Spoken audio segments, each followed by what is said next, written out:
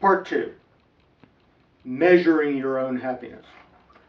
I've done fairly extensive studies beginning in the early 70s with adults, with college students, and even with high school students. And in a study with 1,000 high school students, I found that most of them experience the time in school as something they would want less of. That is, if they could speed up the subjective experience of being in school, that is, you go on Monday morning and you stay there for 8 or 9 hours, but it feels like it was over in an hour.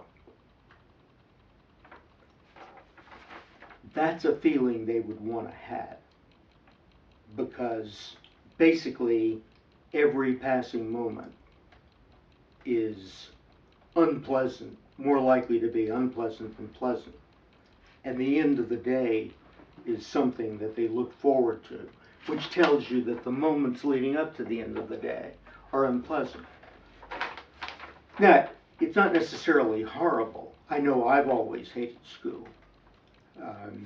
I dreaded Sunday night when I was in junior high and high school, not necessarily elementary.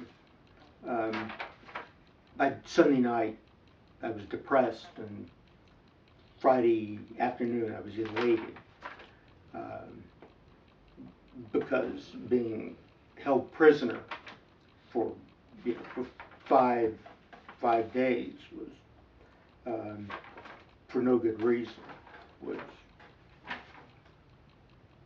was something I dreaded. And I had no sense that something was happening that would end up being good.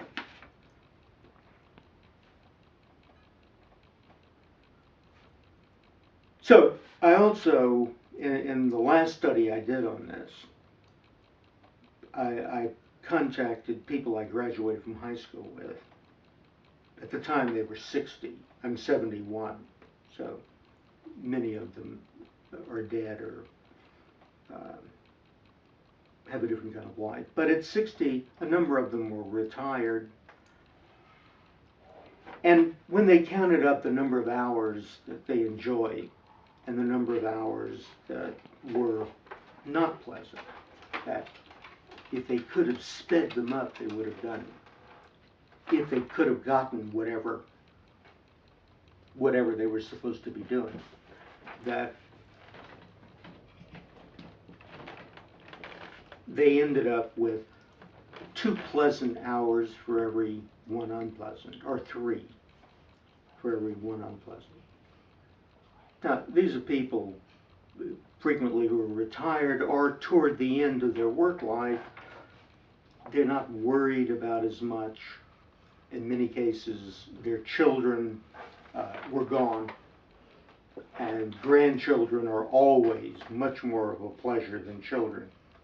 So they had access to the fruits of having children, which is they leave you, they go off, and they produce grandchildren, and you get to have the fun of grandchildren.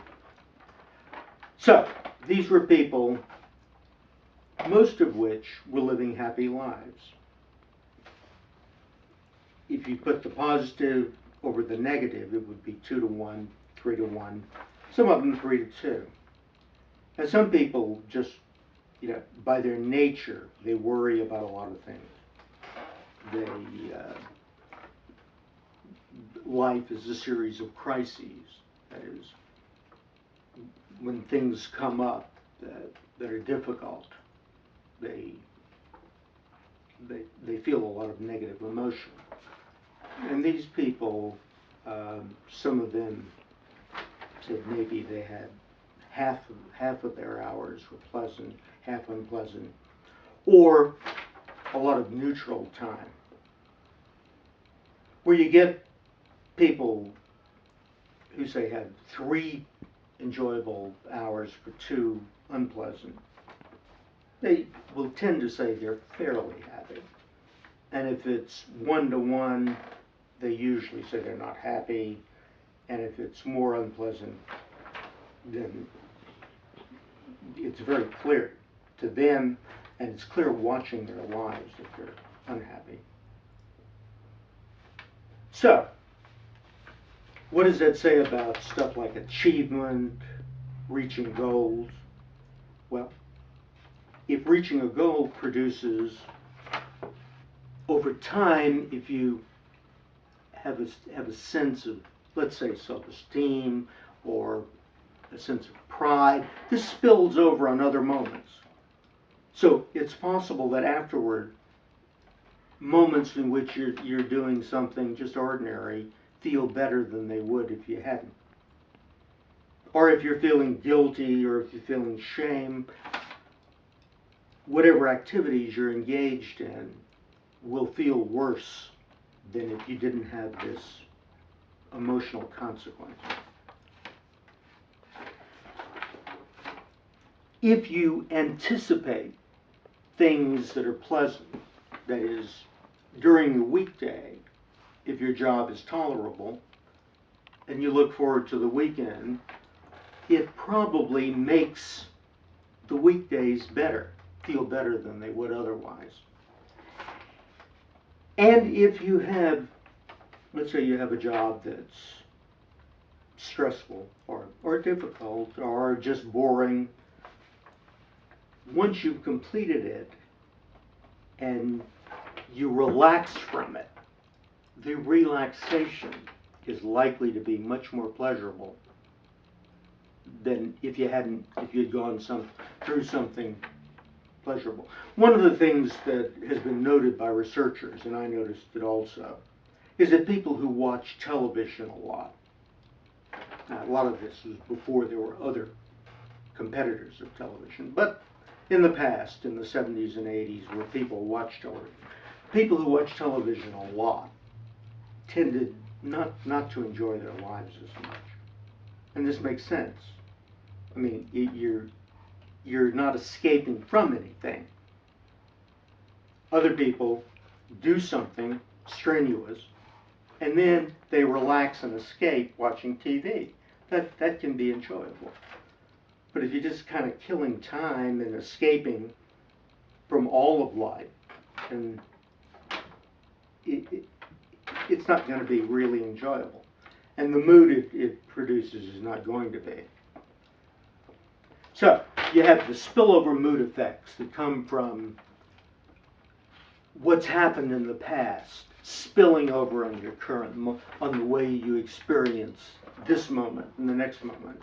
And you have the anticipation that spills over.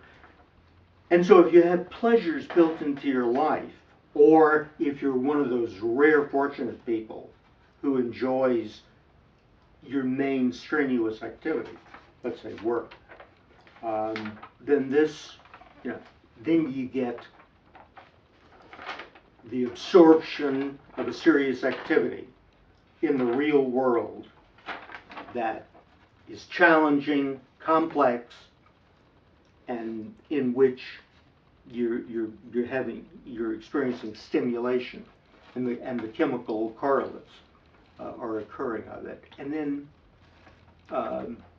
then you get the relaxation from that. So, how do you measure? Count the number of pleasant hours and unpleasant hours. Ignore the content of the hours. Count in, it's not just the eating of the chocolate bar, but if you just got home from work, and you put in a day and you feel satisfied with that day, and then you eat a chocolate bar, it's likely to be even more enjoyable. So there's the spillovers from anticipating the future and the residue of what you just completed. And if you haven't eaten a chocolate bar recently, you have the contrast between what you've experienced before and the taste at that moment. So there's a comparison. Part 3 will be coming up.